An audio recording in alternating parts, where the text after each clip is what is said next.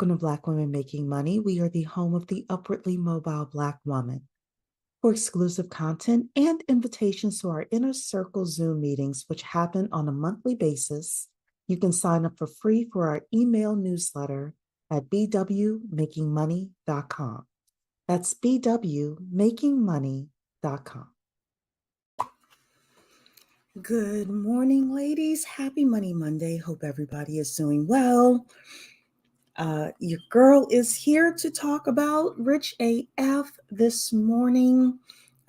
This is Money Monday officially. And last night we had our second session where we did our book club for Rich AF. So if you're on my email list, you'll get the replay next day or so.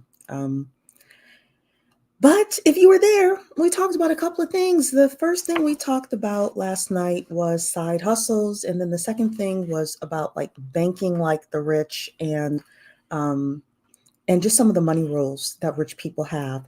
So one of the things that Vivian talked about in her book, Rich AF, just keeping it real, is she did really like talk about side hustles and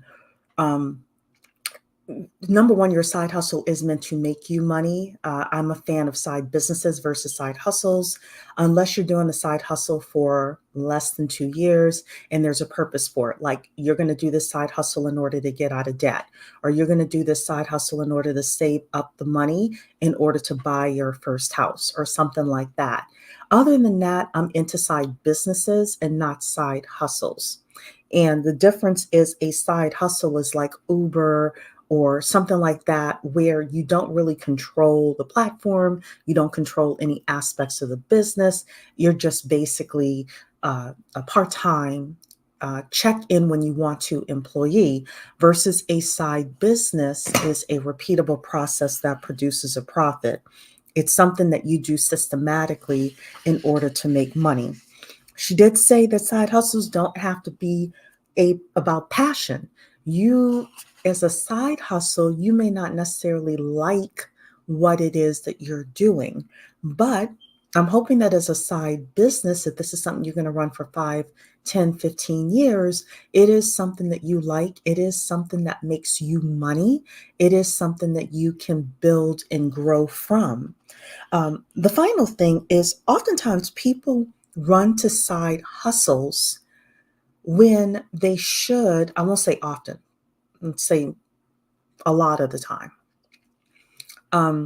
when they should instead focus on their primary job and working on getting that raise that they deserve for an extra $10,000, or getting that certification and the networking that they need to do in order to increase their income.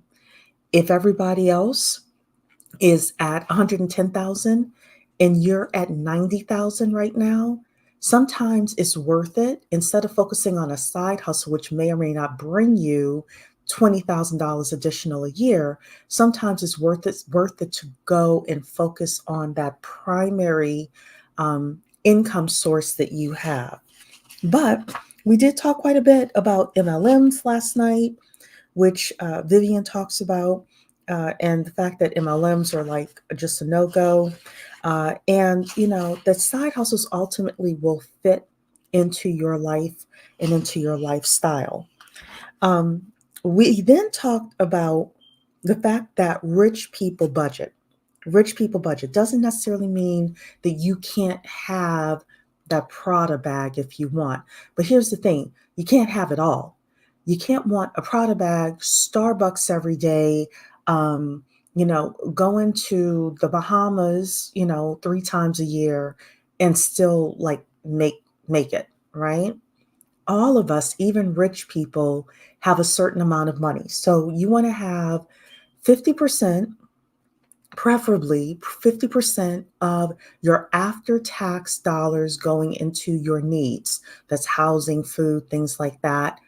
You want to have 30%, she says, going into fun and 20% going into investments. Now, we can switch that up a little bit.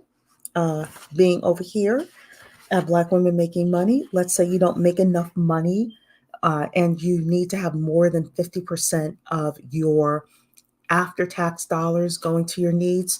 That's perfectly fine. We do always want to have some money going into investing, even if it's $10 a month. Me, I'm investing in getting my mortgage paid off early. So I add anywhere from $50 to $100 a month right now to my principal. And it really does work. It really does make a difference. So my investment is in paying off my house.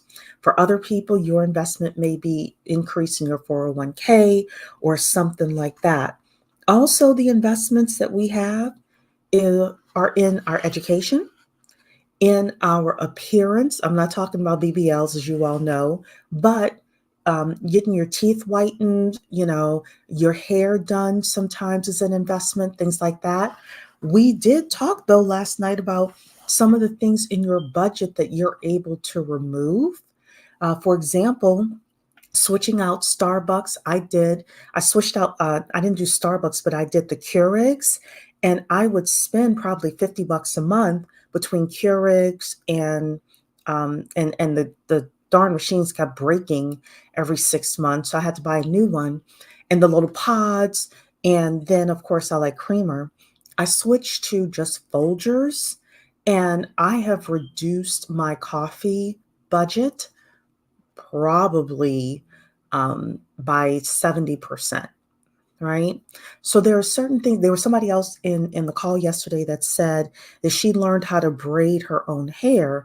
And because of that, she's saving herself $60 to $130 a month. So what are the things that you can do and divert some of those dollars into into investing, into investing? So those are just some of the things that we talked about last night. Again, the the replay, if you're on my email list, will be out. Uh, give myself until tomorrow. But I did want to come on and just talk with you ladies for our little morning chats. I know I'm a little late this morning, but don't forget to hit the like button.